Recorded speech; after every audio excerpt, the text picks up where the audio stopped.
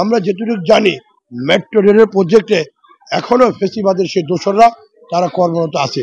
তাদেরই এখানে কোনো কারসাজি কিনা, তাদেরই এখানে ষড়যন্ত্র কিনা, দেশ সামনে যেহেতু একটা জাতীয় নির্বাচন, এই নির্বাচনকে সামনে রেখে তারা দেখছেন বিভিন্নভাবে বিভিন্ন জায়গায় নাশকতা করছে, তারই একটা ধারাবাহিক এই মেট্রো রেল জিনিসটা এটা আমাদের সন্ধিয়ান হয়। সেই জন্য আমি এই বর্তমান সরকারের উপদেষ্টা এবং বর্তমান সরকারের কাছে অনুরোধ করব, অবিলম্বে আপনারা সমস্ত টিম গঠন করে বুয়েটের বড় বড় বিশেষজ্ঞদের ইঞ্জিনিয়ারদের নিয়ে ইতিপূর্বে বুয়েটের বিশেষজ্ঞরা বলেছিল যে এইগুলো দিয়েছে কি বলে যে ম্যাগনেটগুলো দিয়েছে এটি মনে সঠিক ছিল না, হ্যাঁ ত্রুটি আছে, সেটাকে অলরেডি তারা বলে দিয়েছিল। সেটাকে অবজ্ঞা না করে রেল লাইন চলতেছিল। আমি অবিলম্বে বলবো রেল লাইনকে বন্ধ করে দিয়ে মানুষকে বাঁচান। আগে দেখুন যে ফেসিবাদ এখানে কি করে দিয়েছে, এটা কতটুকু টেকসই।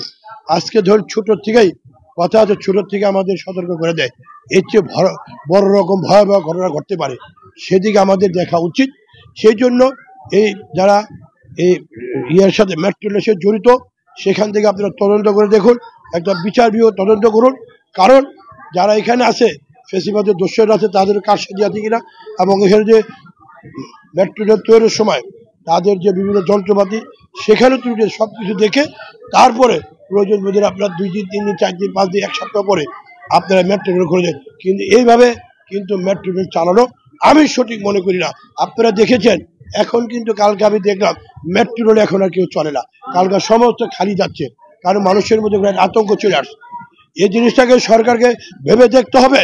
আমি আপনাদের মাধ্যমে এই সরকারের কাছে অনুরোধ জানাচ্ছি, অবিলম্বে আপনারা এখানে একটা তদন্ত করে, বিচার বিভাগ তদন্ত করে, এটা সুষ্ঠু তদন্ত করে আপনারা তারপরে মেট্রো রেল চালু করেন।